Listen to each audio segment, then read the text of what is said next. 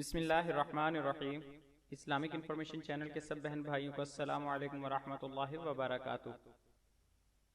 سوال: شوال کے روزوں کی ابتدا کب کریں؟ عید کے دوسرے دن سے 6 روزے رکھنے چاہیے یا عید کے 3 دن گزر جانے کے بعد روزے رکھنا چاہیے؟ جواب: صرف عید کے دن یعنی یکم شوال کو روزہ رکھنا منع ہے۔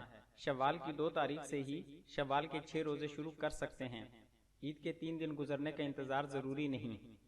شوال کا مہینہ ختم ہونے سے پہلے 6 روزے رکھنا مستحب ہے، خواہ پے در پے یعنی ایک کے بعد ایک رکھے جائیں یا وقفے سے، دونوں طرح درست ہیں۔